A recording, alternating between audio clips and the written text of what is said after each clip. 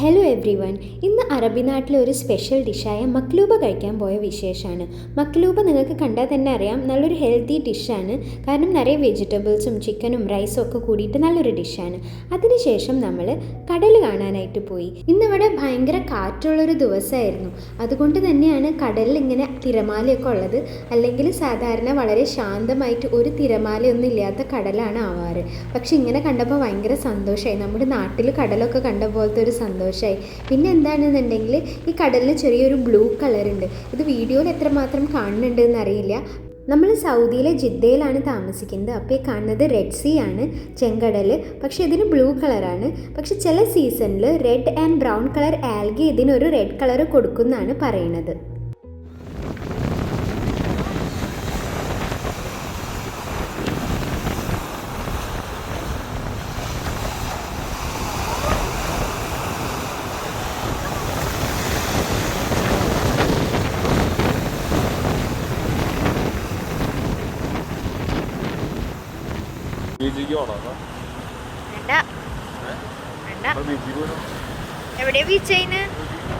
നമ്മളിപ്പോൾ നിൽക്കുന്നത് കോർണിഷാണ്. ഇവിടുന്ന് കുറച്ചും കൂടി പോയാലാണ് ബീച്ച്. അപ്പോൾ നമ്മൾ ബീച്ചിലേക്ക് പോകാനായിട്ട് വിചാരിച്ചു.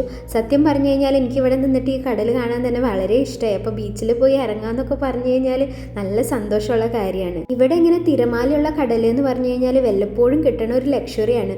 കാണാനാണെങ്കിലും ഇറങ്ങാനാണെങ്കിലും നമുക്കത് വല്ലപ്പോഴേ കിട്ടുള്ളൂ. അങ്ങനെ നമ്മൾ ബീച്ചിലേക്ക് പോവാണ്. നല്ലൊരു വൈകുന്നേരം സമയമായതുകൊണ്ട് നല്ല കാലാവസ്ഥയായിരുന്നു, നല്ല കാറ്റുമായിരുന്നു.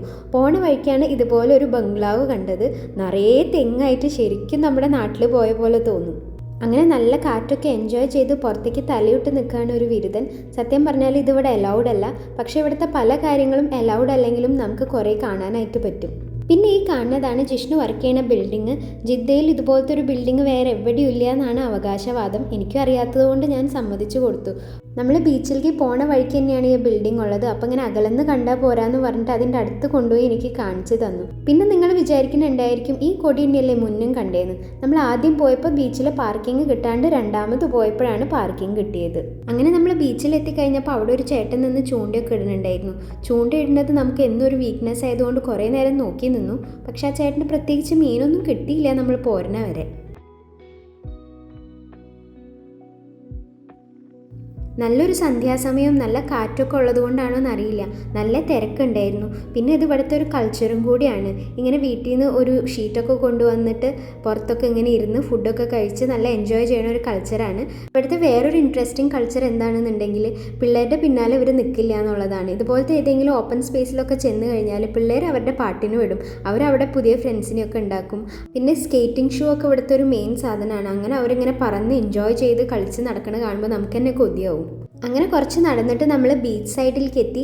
ബീച്ചിൻ്റെ ഉള്ളിലേക്ക് ഒരു റിസോർട്ട് പണിതിട്ടുണ്ട്. അതിൻ്റെ ഉള്ളിലും നിറയെ തെങ്ങുകളൊക്കെ വെച്ചിട്ടുണ്ട്. ശരിക്കും നമ്മുടെ നാട്ടിലൊരു റിസോർട്ട് പോലെ തോന്നും കാണാനായിട്ട്. ഇത്ര നല്ലൊരു കടൽ കണ്ടിട്ട് എങ്ങനെയാണ് ഇറങ്ങാണ്ടിരിക്കുക? കടൽ എനിക്ക് എന്നും ഒരു വീക്ക്നെസ്സാണ്. അതുകൊണ്ട് എനിക്ക് ഇറങ്ങാണ്ടൊരു സമാധാനം ഉണ്ടായിരുന്നില്ല. ഞാനങ്ങനെ ഇറങ്ങി. പിന്നെ കുറച്ച് നേരം കഴിഞ്ഞപ്പോൾ എനിക്ക് തോന്നി എല്ലാവരും എന്നെ നോക്കുന്നുണ്ടെന്ന്. കാരണം എന്താണെന്നുണ്ടെങ്കിൽ ഇവിടെ ഈ ചെറിയ പിള്ളേരല്ലാണ്ട് വേറെ ആരും കടലിലൊന്നും ഇറങ്ങണില്ല. അപ്പം ഞാൻ എൻ്റെ ആശ തീരാൻ വേണ്ടിയിട്ട് ജസ്റ്റ് ഒന്ന് കടലിൽ ഇറങ്ങി കുറച്ച് നേരം നിന്നു. പിന്നെ നമ്മൾ കയറിപ്പോന്നു.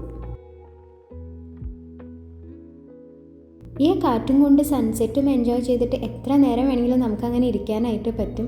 അങ്ങനെ നമ്മൾ നിൽക്കുമ്പോഴാണ് ഒരു തെങ്ങ് അടുത്ത് കണ്ടത്. അപ്പോൾ തെങ്ങ് തന്നെയല്ലേ എന്ന് ഉറപ്പിക്കാൻ വേണ്ടി ഒന്ന് സൂം ചെയ്ത് നോക്കിയപ്പോൾ അതുമ്മേ തെങ്ങും പൂക്കുലയൊക്കെ കണ്ടു. അങ്ങനെ കുറച്ച് നേരമൊക്കെ ഇരുന്ന് നമ്മൾ സൺസെറ്റ് എൻജോയ് ചെയ്തു.